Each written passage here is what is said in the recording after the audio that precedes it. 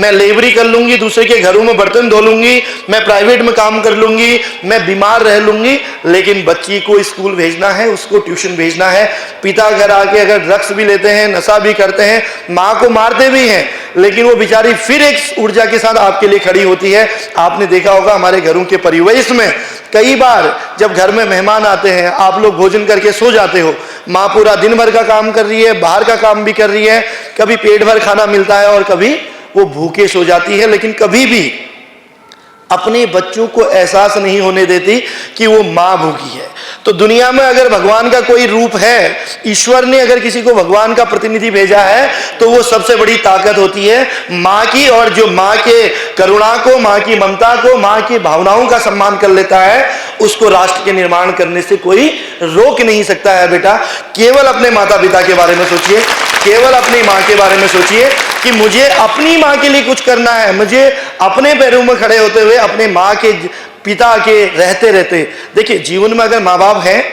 तो हम लड़ भी लेंगे, हम झगड़ भी लेंगे, हमारे पास हजारों दोस्त बन जाएंगे, सब मतलब के यार होते हैं, सब मतलब के साथी होते हैं। मतलब निकलेगा तो तुम्हें क्लास में भी नहीं पूछेंगे, अगर तुम एक बार क्लास में फेल हो गए तो कभी पलट के नहीं देखेंगे कि मुझे उसी क्लास में बैठना है। लेकिन एक माँ ही ऐसी होती है जो दोस्ती से, जो निस्वार्थ भाव से यही चाहती है कि मेरी अंतिम सांस तक मेरी बिटिया खुशहाल रहे, क्योंकि बेटी एक के साथ साथ दो दो कुलों का उद्धार करती है। और अगर आज के टाइम पे जब पूरे विश्व में, पूरे भारतवर्ष में आप देखिए, हर जगह, चाहे बोर्ड की परीक्षाएं हो, चाहे यूनिवर्सिटी की परीक्षाएं हो, चाहे कहीं पर भी हो,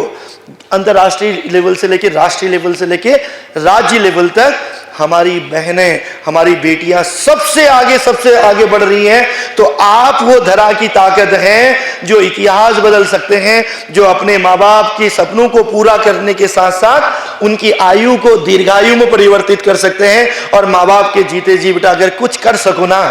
तो उससे बड़ा धन कुछ नहीं है। अपने माता पिता के जीते जी, अपने माँ के जीते जी अगर अपने पैरों में खड़े हो जाइए और माँ से कहिए, माँ मैं तेरे लिए कुछ करके दिखाऊंगी, माँ जो मेरे पिता ने नहीं किया, जो मेरे परिवार ने नहीं किया, तूने मुझे दो हाथ दो पैर दिए हैं, माँ तूने मुझे इस लायक बनाया है कि मैं आज इस विद्यालय में पढ़ रही हूं। तो इस राजपुर रोड के इस विद्यालय से भी एक संकल्प निकलना चाहिए कि इस राष्ट्र का निर्माण अगर करना है तो सबसे पहले हमें अपने माता पिता की ताकत बननी चाहिए। बेटा,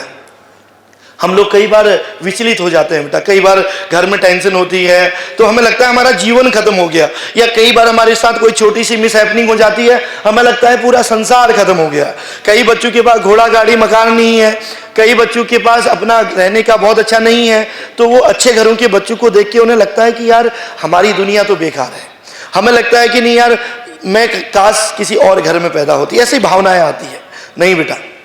ईश्वर ने जिस कुल में तुमको पैदा किया है, ईश्वर ने जिस घर में तुम्हें पैदा किया है, जिस मजहब में तुम्हें पैदा किया है, भगवान ने जिस विद्यालय में तुमको पढ़ने के लिए तुम्हारे माँ बाप ने भेजा है, तो उन माँ बाप से बेहतर कोई हो नहीं सकता, उस कुल से बेहतर कोई हो नहीं सकता, उस स्कूल से बेहतर कुछ नहीं हो सकता है। क्योंकि ऊपर वाले ने चाहा है कि आप इस विद्यालय में ही पढ़ के आगे बढ़ेंगे। ईश्वर ने ही चाहा है कि आप उन माता पिता के परिवार में जन्म लेके उसके कुल का उद्धार करेंगे। और फिर भी कभी अगर नकारात्मक मन में कोई भाव आए, तो कभी आप जब एनसीसी एनएसएस में और इतने अच्छे से